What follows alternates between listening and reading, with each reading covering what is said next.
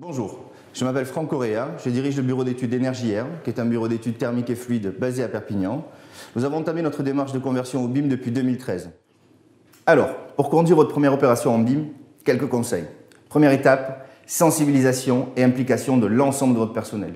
Je vais être clair et franc avec vous, votre première opération sera toujours la plus chronophage et potentiellement source de tension au sein de vos différents services.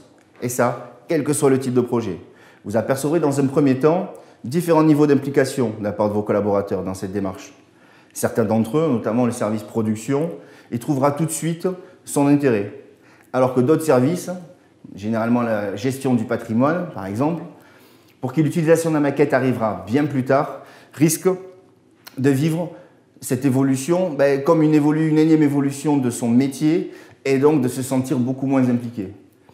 Il faudra donc que vous arriviez à convaincre l'ensemble de vos équipes que le BIM sera utile à tous et qu'il ne sert pas uniquement à faciliter la construction de nouveaux projets, mais aussi et surtout à l'exploitation future du patrimoine.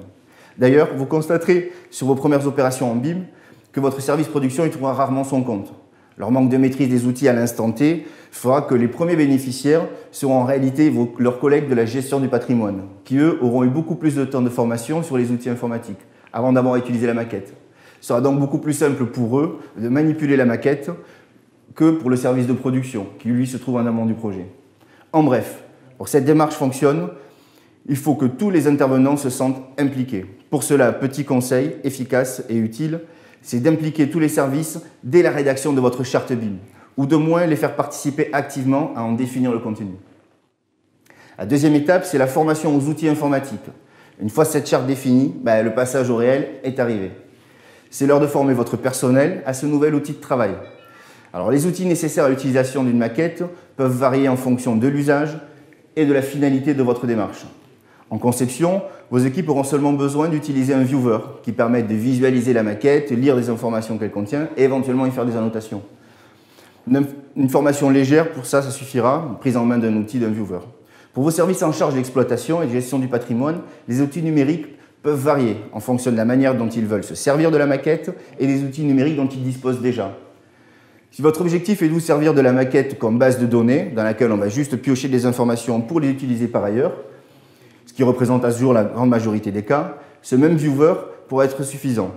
Il sera donc couplé à un pro-logiciel traditionnel de gestion technique du patrimoine. Cette solution ne permettra pas de mise à jour de la maquette en cas d'intervention ou de remplacement d'un élément, mais permettra quand même d'annoter et de créer un historique des interventions. Notre solution consiste à utiliser un logiciel de gestion qui va intégrer directement cette maquette numérique, avec toutes les informations associées.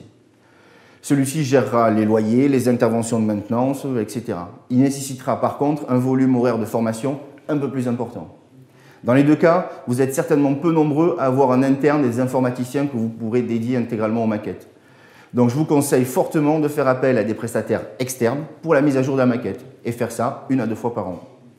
Et dans ce cas-là, l'expression « chacun son métier » me semble opportune. Autre point important, si l'ordinateur rame quand vous allez ouvrir une maquette, très vite il va y avoir un phénomène de saturation. Et l'idée du « c'était mieux avant » va se propager. Et là, la motivation risque de retomber. Pensez donc à bien anticiper la formation et adapter vos outils informatiques en amont pour que l'exploitation de la maquette puisse être le plus rapide et le plus fluide possible.